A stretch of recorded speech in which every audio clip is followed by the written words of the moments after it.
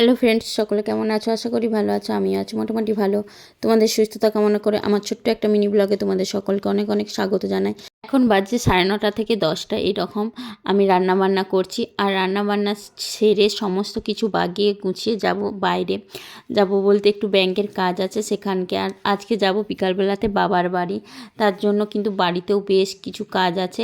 বাড়ির সমস্ত কিছু কাজকে বাগিয়ে গুছিয়ে তারপর কিন্তু যেতে হবে বাবার বাড়ি, কারণ বাড়ির একমাত্র বউ, জানোই তো কম বেশি সবাই, আর যারা জানো না জেনেও গেলে আমি বাড়ির একমাত্র বউ, আর শ্বশুরমশাই শাশুড়ি মা আমি ছেলে, তাই বাগি গুছি সমস্ত কিছু না গেলে কিন্তু হবে না। আর এদিকে দেখো আমি রেডি হয়ে গেছি এরপর ব্যাংকে যাব বলে। আমাকে অনেকে জিজ্ঞাসা করে যে বৌমা তুমি শাড়ি পরো না? সত্যি কথা বলতে কি, আমি শাড়ি পরি না বলতে আমি অভ্যস্ত নই শাড়ি পরে কাজ করতে। আর আমাকে যেহেতু একবার ঘরের কাজ একবার বাইরের কাজ সবসময় ছুটাছুটি দৌড়াদৌড়ি করতে হয়, সেই জন্য কিন্তু আমি শাড়ি পরি না। অনেকেই কিন্তু এই কমেন্টসটা আমাকে করে থাকে।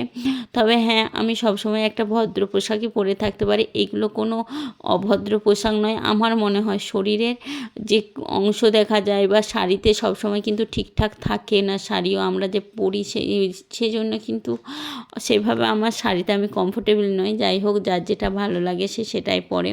আর এইদিকে দেখো তারপর ব্যাংক থেকে এসে বাড়ির কাজ বাগিয়ে আমি কিন্তু স্নান টান করে জামা কাপড়গুলো ধোয়া হয়ে গেছে, দিয়ে স্নান করে ব্যাগ গুছাচ্ছি বাবার বাড়ি যাবো বলে। আর এদিকে দেখো বাবা মায়ের জন্য যে জিনিসটা নিয়েছি সেটাও কিন্তু নিয়েছি। এরপরে আমি স্কুটি চালিয়ে যাব, কারণ কম বেশি প্রত্যেকেই যেন আমার শ্বশুরবাড়ি আর বাবার বাড়ি কিন্তু বিশেষ কিছু দূরে নয়, কাছাকাছি আর কি। 6 থেকে 8 কিলোমিটারের মধ্যে, যদিও কোনো দিন মাপা হয়নি। আর এদিকে দেখো আমার বাবা মা কত খুশি মেয়ের থেকে গিফট পেয়ে, মানে মেয়ের নিজের রোজগারে গিফট পেয়ে বাবা মা, কোন বাবা মা না খুশি হয় বলো? বেশিরভাগ বাবা মাই, কম বেশি প্রত্যেক বাবা মাই কিন্তু ভীষণ খুশি হয়।